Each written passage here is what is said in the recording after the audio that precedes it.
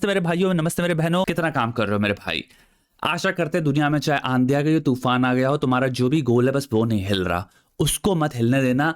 बाकी सब चीजें टेम्पररी हैं, ये सत्य है जीवन का। गोल फुलफिलमेंट में जो सहूलियत, उस जर्नी में जो मजा है, जब तुम अपने आप को ट्रांसेंड कर देते हो कुछ पाके कि भाई मैंने मेहनत से किया है, वो लाइफ के टॉप 3 ग्रेटेस्ट फीलिंग्स में से है। इस युद्ध में मत रुको, आगे बढ़ते रहो। कठिन लग रहा है, आगे बढ़ते रहो, पढ़ते रहो, रोज काम करते रहो। जिससे काम नहीं हो रहा, अटैक में उठाए, नीचे उठाए नीचे लगा उठाओ। जितने भी अटैक करते हो वापस स्टार्ट करो करना। रोज वीडियो डालना स्टार्ट कर रहा हूं मैं इस चैनल पे वापस से। ब्रेक जितना लेना था ले लिया, किताब विताब सब आ रही है, सब कुछ हो रहा है और वापस मूड भी बन गया वापस डालने का। सारे अटैकर्स यूनाइट करो अटैक मोड पे। बाय द वे मेरी तबियत खराब हो गई थी, पूरा नया जो मॉड्यूल डाला है वापस भरने वाले हैं अटैक मोड के अंदर ही, कंप्लीटली नया 2026 2027 नया अपडेटेड अटैक मोड आ रहा है। ऑलरेडी 3 वीडियोस पे पढ़ चुके हैं ब्रो। देखें युक्ति क्या कह रही हैं। Suggestion to Indian girls is learn from Slavic girls because they really have high standards and they're not apologetic about it. They're materialistic. They expect their man to treat them at the highest level. So one time I was on a date with this guy. He actually asked me for like a coffee date, and then I think he got me like a pastry or something. And then he told me like on the same day, like how he was with this woman, and then he actually spent like $400 on the first date. And then he's like, well, she's Eastern European, so can't expect more. So it's just like, okay, so do I look like a fool to you? Like you're only spending like $20 on me and you're saying that it was okay. Like you're not even questioning that because her standards were higher. So I just feel like as brown girl, like we grew up with grew up seeing a lot of abuse. And even in my family, like there was only one person, like my aunt, who was treated normal, I would say, like was not abused by her husband. And I always thought like that's the highest level of a form of respect or standard. And I always told her like, oh my God, you're so lucky, like you got a husband who treat you with respect, like respect, imagine. So because abuse is so normalized and misogyny is deep rooted in our culture, like we always tend to think even if the guys do bare minimum, like taking care of the baby, doing some household chores, we praise it. So learn from the Slavic girls because you always get what you ask for. Okay, so a lot of things to unpack here, I'm sorry. बहुत important चीज कि इस इंसान के, इस व्यक्ति के जीवन में उन्होंने बहुत सारी औरतों को अपनी लाइफ में, अपनी फैमिली में अब्यूज होते हुए देखा है। तो वो कह रही है कि बड़े होते वक्त जो बेयर मिनिमम चीज बन जाती है, जिसको हम प्रेज वर्दी समझते हैं, वो है कि भाई एटलीस्ट अब्यूज नहीं कर रहा। It's a very real thing. And अगर इस परिवार में, किन्हीं परिवारों में ये एग्जिस्ट करता है, तो उन परिवारों के बच्चों में ये चीज हो सकती है विदाउट अ डाउट, बिकॉज उनका एक्सपोजर ही यही है।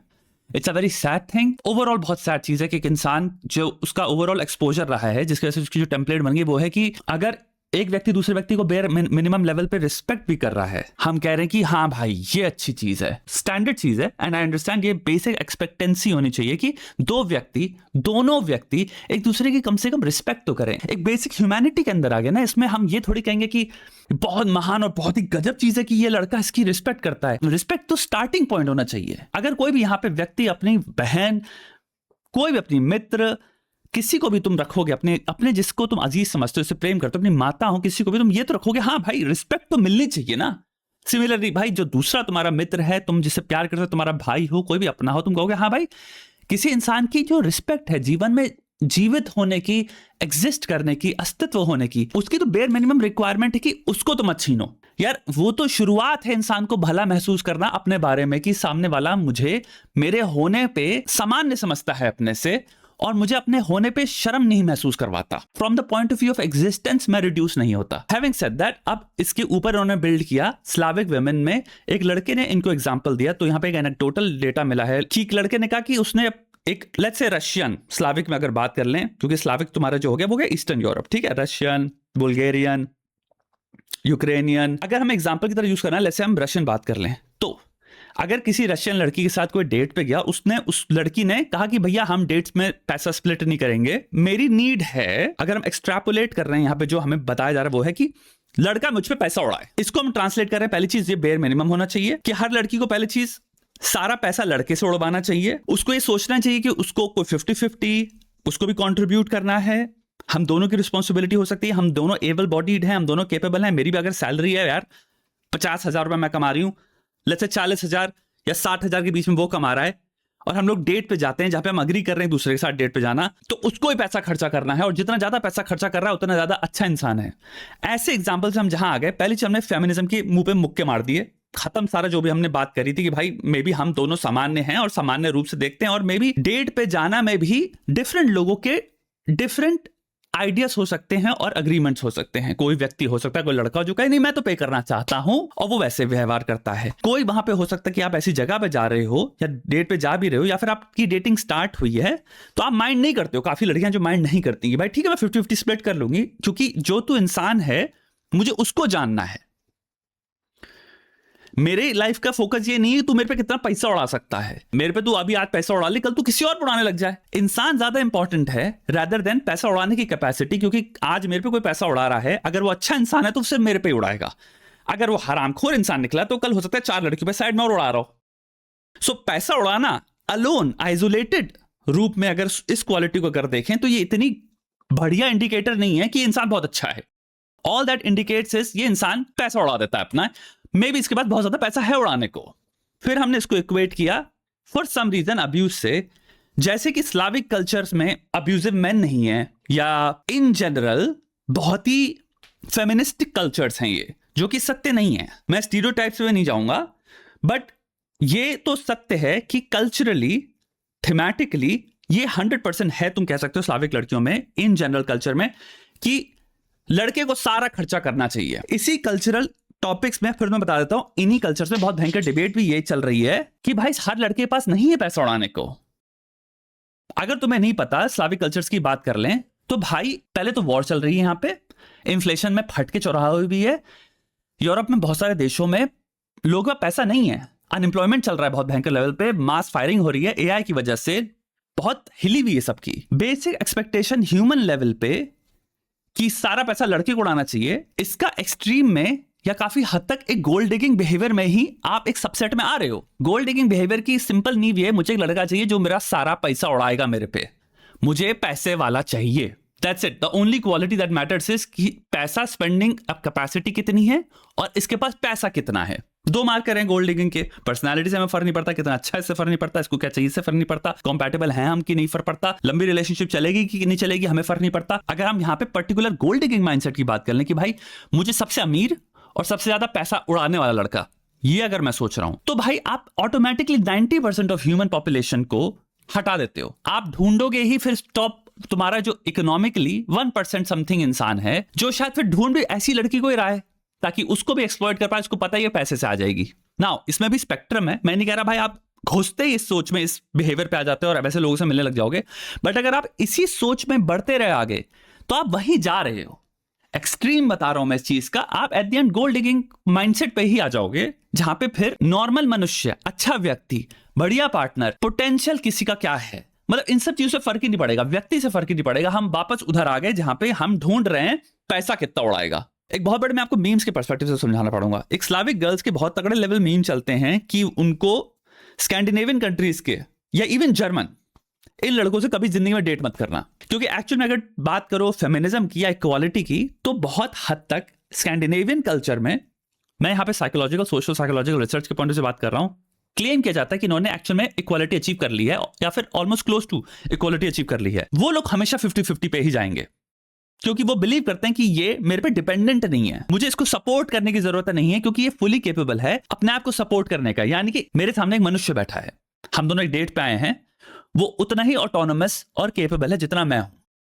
तो मीम जो जनरेट होते हैं वो है कि स्लाविक लड़कियां जब भी डेट करने जाती हैं, लेट्स से किसी नॉर्वे के लड़के को या फिनलैंड या तुम्हारा स्वीडिश लड़कों को या जर्मन लड़कों को भी बहुत तगड़े लेवल पे मीम चलते हैं, तो वो इनसे 50-50 मांग लेते हैं कि तुम्हें अपना पे करना पड़ेगा, क्योंकि तुम एक अपने में सक्षम इंसान हो, सक्षम व्यक्ति हो, जो मुझे ये लगता है फेमिनिज्म का एक क्लेम है बहुत बड़ा कि भाई औरत आदमी बराबर हैं, दोनों कोई डिपेंडेंट नहीं है एक दूसरे पे, दोनों ही सक्षम हैं और होने चाहिए।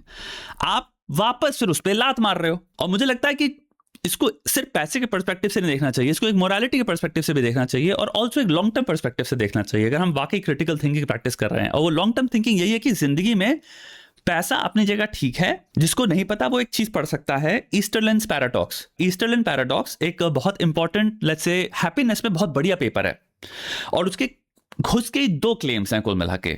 पहला है कि भाई तुम्हारे को जितना पैसा मिलता चला जाएगा, इंसान का दिमाग और उसकी सोच काम करती है हिडोनिक ट्रेडमिल के पर्सपेक्टिव से, यानी कि हमारी एक बेसलाइन है, हमें चाहे कितनी ऊपर पैसा मिल जाए, चाहे कितना वो चला जाए, हमारी खुशी वापस आके उस पर रिस्टोर हो जाती है। इसलिए अगर आपको कार दी जाए, आप 4 दिन कहोगे कार कार कार कार, तीसरे हफ्ते में जो कार आपके साथ 20 साल रहने वाली है, तीसरे हफ्ते में आपको उस कार से खुशी मिलना खत्म हो चुकी होगी। आप अपनी वापस बेसलाइन में चले जाओगे, जो आपकी बेसलाइन हैप्पीनेस नॉर्मल है। तो पैसा आपको खुशी देगा और हो सकता है कुछ पॉइंट परमानेंटली आपकी खुशी अप कर दे, क्योंकि वो आई है स्ट्रेसर्स लाइफ से रिमूव होने की वजह से। लेकिन उस कुछ पॉइंट हैप्पीनेस बढ़ाने के चक्कर में आप इसे कॉम्प्रोमाइज मत करो कि इंसान कैसा है। ये बहुत बड़ी चीज है। लड़की को सोचना चाहिए कि उसका बॉयफ्रेंड उससे कितना उड़ा सकता है उस पे पैसा। मे बी एक बहुत भला इंसान है और वो अपने फ्यूचर के बारे में सोच रहा है। महंगाई इस वक्त सब हर कोई रियलिटी के पर्सपेक्टिव से देखते हैं, प्रैक्टिकल रियलिटी। वैसे सैलरी इतनी नहीं बढ़ रही, ये हर जगह हो रहा है। हाउस के प्राइसेस, हाउसेस के पता नहीं कहां कहां फट चुके हैं। अनलेस भाई कोई किसी बहुत बड़े घराने में पैदा हुआ है, जो जनरेशनल वेल्थ है उसके पास, अगर नहीं है तो इंसान यार 20 साल का सोचे कि ना सोचे, या फिर सारा पैसा तुम पे उड़ा दे आज और कल, क्योंकि फिर वो ना खरीद पाए घर और वो लाइफ ना बना पाए, तो तुम उसको ही कहोगे कि तुम लूजर हो। जिंदगी सोच समझ के चली जाती है। जिंदगी में सोचो कि जिस व्यक्ति के साथ वो सोचता समझता कितना है, उसका एक्सपेंडिचर की नींव क्या है। यानी कि वो पैसा बचा रहा है क्योंकि वो एक्चुअल में चीप स्केट है, या एक्चुअल में आपको एक मैनेजमेंट दिख रहा है, फाइनेंशियल सजैसिटी दिख रही है कि वो दिमाग से चल रहा है। ईस्टर्न पैराडॉक्स के पर्सपेक्टिव से चलोगे तो कितना भी पैसा आपको मिल जाए, दूसरा उसका फैसेट या तुम कह सकते हो मार्कर या एक्सप्लेनेशन जो है वो है सोशल कंपैरिजन थ्योरी।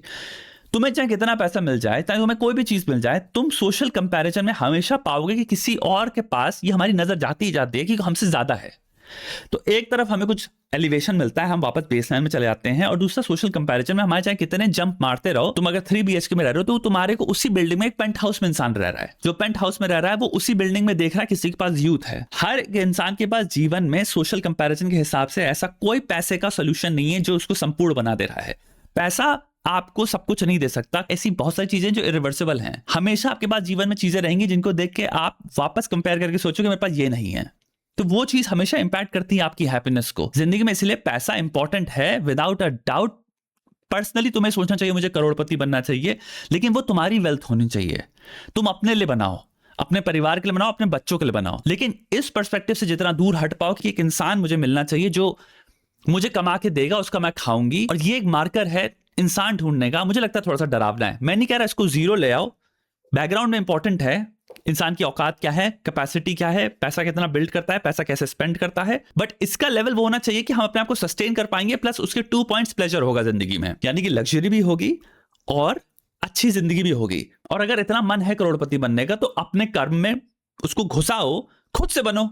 लेकिन ये बात कि औरतों को वापस भाड़ में गई, इक्वालिटी भाड़ में गया वो, और जैसे कि ईस्टर्न यूरोपियन कल्चर्स में भयंकर लेवल पे पेट्रियार्की नहीं है, अगर आप इस वहम में घूम रहे हो तो मैं आपको बता देता हूं, आप खुद गूगल कर सकते हो इन चीजों के बारे में। आप तो एआई एग्जिस्ट करता है, बैठ के एक बार उससे पूछो कि पेट्रियार्की एग्जिस्ट करती है कि नहीं करती है ईस्टर्न यूरोपियन कल्चर में, और किस लेवल पे करती है, और ऑल्सो अब्यूज एग्जिस्ट करती है कि नहीं करती है, या फिर बहुत फेमिनिस्ट इक्वालिटी का पर्सपेक्टिव क्या है। आप ऐसे देखो, अगर एक लड़की को कल्चरली सिखाया जा रहा है कि भैया आदमी पे तुम्हें डिपेंडेंट होना है, इसलिए करोड़पति या सबसे रिच आदमी ढूंढो, तो एक तरह से उसको यह भी सिखाया जा रहा है तुम कितने ज्यादा इनकेपेबल हो अपने होने में, कि तुम्हें जरूरत है रिलाय करने के लिए। ऑटोमेटिकली कल्चरल टेम्पलेट तुम्हें सिखा रही है, तुम्हें सोचना है कि तुम्हारे को बचाने वाला और सस्टेन करने वाला, खिलाने वाला आदमी ही है। तो ये फेमिनिज्म के तो ऑपोजिट है ना भाई। मैं तो नहीं कहूंगा अपनी बहन से, अपनी बेटी से, अपनी वाइफ से, अपनी दोस्तों से या तुमसे कोई लड़की मुझे मिले कि तुम कम हो किसी से। बुद्धि मिली है तुमको, problem solving capacity, tenacity, persistence, achievement, ये जेंडर न्यूट्रल चीजें हैं। कर्म का कोई लड़का या लड़की से कोई एसोसिएशन थोड़ी है, दोनों ही कर सकते हैं कर्म। जिंदगी में कभी अपने आप को यह मत कहो तुम्हें कोई खिलाने वाला चाहिए, या जितनी लड़कियां देख रही हैं और जितने लौंडे भी देख रहे हैं, इससे मुक्त हो, इससे मुक्त हो जाओ। माँ बाप को भी ये मत समझो। जो लोग सोचते हैं ना कि माँ बाप की वेल्थ है, इतना इनका रिटायरमेंट फंड है, इतना वो है, मेरे घर की खाना, भाई जो मिलेगा मिलेगा, लेकिन कभी सोचना नहीं चाहिए कि वो चाहिए। यानी अगर चला भी जाए तुम्हें एक सेकंड ये नहीं होना चाहिए कि मुझे चाहिए था। तुम पैदा हुए हो, तुमने जन्म लिया है, जो बनाना है अपने हाथों से बनाऊंगा, जो बनाना है अपने हाथों से बनाऊंगा। सक्षम होना इसको कहते हैं। जो जागीर में मिला है वो जागीर में मिला है, वो मिला है मुझे, मैंने उसके लिए कुछ किया नहीं। मेरे पिता का है वो, पिता ने किया है वो, मेरी मां ने किया है उसके लिए। तो श्योर इनहेरिटेंस में मिल गया, लेकिन वो इनहेरिटेंस में जो नजर टिका के बैठा है वो भी कमजोरी का। मुझे लगता है मार्कर है। जो भी महल खड़े करने खुद से करूंगा ना मैं। अगर तुम जनरेशनली पैसे से आ रहे हो और तुम्हारे माता पिता के पास इतना पैसा है कि उन्होंने तुम्हें बढ़िया न्यूट्रिशन दिया, बढ़िया स्कूल भेजा, बढ़िया यूनिवर्सिटी भेजी, तो तुम्हें उस जनरेशनल वेल्थ या उनकी जो जागीर है उससे जो प्रिविलेज और बेनिफिट मिल रहे थे वो तो ऑलरेडी मिल गए ना। तो ये नहीं है कि तुम जीरो से शुरू हुए हो, मैं ये क्लेम ही नहीं कर रहा हूं। तुम ऑलरेडी उनके दिए हुए बहुत तगड़े प्लेटफॉर्म से शुरू हुए हो, क्योंकि रोड पे अगर तुम खिड़की खोलते हो तो 500 लोग दिख रहे हैं जो उनके पास नहीं है। वो तो प्रिविलेज को भी एक्नॉलेज करो और ये भी समझो जो प्रिविलेज मिला है उसकी बुनियाद पे अपने महल हम खुद बनाएंगे। तो वो मैं जीरो से नहीं पहुंचा, मैं सेल्फ मेड नहीं हूं टेक्निकली। बहुत रियलिस्टिकली अगर इसको बात करें गहराई से, तुम सेल्फ मेड नहीं हो। सेल्फ मेड वो है जो एक्चुअल में जीरो से शुरू हुआ है, वाकई रोड से शुरू हुआ है। जो कहते हैं ना सेल्फ मेड बिलियनियर, लेकिन पता करो तो भाई वो हार्वर्ड में था, माता पिता ने बचपन से ही मतलब अलग लेवल का उसके पास सोशल नेट है, कैपिटल है, ये है वो है, फिर हम एक्ट कर रहे हैं ऐसे, इसलिए खुद सब कुछ बनाया है। उसमें दोनों चीजें हैं, एबिलिटी भी है लेकिन सोशल प्रिविलेज भी है। बहुत भयंकर लेवल का प्रिविलेज है जो बहुत भयंकर बड़ी, आई वुड से 95 से 99 point something % of human population को पीछे कर देता है प्रिविलेज में। तुम्हें इतनी तगड़े लेवल की फाउंडेशन मिली है। मेरी मैसेज पे टिप्पणी यही होगी इस पर्सपेक्टिव से देखा जाए कि बिकॉज आपने एक एनेक्डोटल डेटा मिला है, उसको लेके उस कल्चर के बारे में एक्सट्रैपोलेट मत करो जो कि डेटा अवेलेबल है। आप इसको कहते हैं रोजी व्यू साइकोलॉजी में, कि हम एक रोजी व्यू या रोजी लेंस से देख रहे हैं कि यहां पे तो चीजें इतनी सुंदर हुआ करती हैं। ऐसा नहीं है। अगर पैसा ही सब कुछ है तो तुम प्यार के लिए टिकोगे ही नहीं ना। फिर ये भी तो सीखो। मोस्ट लोगों अगर तुम कल्चरली सिखा रहे हो पैसा ही सब कुछ है, तो भाई वो एक अपने पति को, अपने बॉयफ्रेंड को छोड़ देगा 1 सेकंड में, उसको जहां दूसरा पैसे वाला मिला। आप कल्चरली फिर ये भी तो सिखा रहे हो ना। जब नींव यही बैठा रहे हो इंसान के जहन में, तो लॉयल्टी की नींव भी तो मिट गई ना, एक अच्छाई को प्रायोरिटाइज करने की नींव मिट गई ना। और जो कल्चर अगर ये कह रहे हो, ये नहीं सिखा रहा कि भाई अच्छाई को वैल्यू करो, अच्छे इंसान को वैल्यू करो, इसका मतलब अगेन ये नहीं कि अच्छाई को लूजर से एसोसिएट कर दिया। अरे अच्छे सक्सेसफुल भी हो सकते हैं भाई, क्या पोटेंशियल रख सकते हैं सक्सेसफुल होने का। भाई कितने लोग हैं, मेरा एक मित्र है, मैं अब इतनी उम्र हो चुकी है, मैं जानता हूं उन लोगों को जिनको अगर तुम 20, 25, 30 समथिंग पे मिले होते, तुम कहोगे लूजर है। वो 0 कमा रहे थे या कमा रहे थे, लेकिन उनको तुम कहोगे ये लूजर है लाइफ में। 30 साल का हो गया लूजर है। 33 में लोग कहोगे लूजर है। 33 में भाई मैं जानता हूं मेरे मित्र हैं भाई जो इतना नहीं कमा रहे थे, 36 में पीट रहे हैं पैसा। उनकी किस्मत अब बदली है। तो भाई कब कौन किसकी किस्मत कब बदले हमें क्या पता। और किस्मत वाली बात नहीं है, एक्चुअली किस्मत ही है। वो जो फॉर्मूला था वो उनके हाथ में अब आया, टाइम सही था, जगह पे जहां पे है वो सही है, उम्र सही है, वो सब चीजें जब कंबाइन करी रिटर्न इतना हाई जिसकी हद नहीं है। तो भाई ये चीज से भी हट जाओ। कितने लोग होते हैं भाई जो 40 में जाके अपनी किस्मत बदलेंगे। किस्मत से मेरा मतलब है अपनी सिचुएशन। अगर हम जिंदगी में एक आदमी को पैसे से ही तोलने लग गए, तो भाई जो इंसान 26 में अभी इतना नहीं कमा रहा, चाहे दिमाग उसका कितना हो, चाहे व्यवहार उसका कैसा हो, इंसान कैसा हो, इस परिभाषा के हिसाब से तो भाई थूक दो ना सब। इंसान की यही औकात है क्या? ढोने के लिए पैदा हुआ है क्या? नहीं ना। इस सोच को रिजेक्ट करो। इंसानियत को एनी डे, ह्यूमैनिटी को एम्ब्रेस करो, काइंडनेस को एम्ब्रेस करो, कंपैशन को एम्ब्रेस करो। इत्मीनान से व्यक्ति को व्यक्ति की तरह देखना, व्यक्ति की तरह कंसिडर करना और सोचना, वो प्रेफर करो। हम सब व्यक्ति, हम सबकी एक डिटेल्ड कहानी है हमारे पीछे, और हमारी एक डिटेल्ड कहानी है जो अभी अननोन है। हमें नहीं पता हम क्या बनेंगे, क्या उखाड़ेगा इंसान, कैसी किस्मत कल बदल देगा अपनी। मैं नहीं कह रहा डेटा मैटर नहीं करता, बट इतने ओवर सिंप्लीफिकेशन से बहुत दूर रहो अपने जीवन में। बाकी काम करो भाई, काम तुमसे उखड़वा के हम करवा के अब तुम्हें बना देंगे। मेरे साथ बैठो, रोज काम करो, रोज वीडियो डालूंगा मैं, टेंशन ना लो। मेरे पास जितनी लाइफ में चीजें चल रही थी, बहुत सारा कुछ था, यूनिवर्सिटी बहुत कुछ कर रहा था मैं, अब वो सब चीजें खत्म हो गई हैं। किताब सब कुछ हो गया, किताब भी पब्लिश हो जाएगी अक्टूबर में। अब भाई मजे से चीजों के बारे में चर्चा करते हैं, सोचते हैं, और सिर्फ सोचते हैं, कोई जजमेंट नहीं, कोई उंगली पुंगली नहीं उठाना, सोचेंगे बस। इस लड़की को भी मेरा प्रणाम।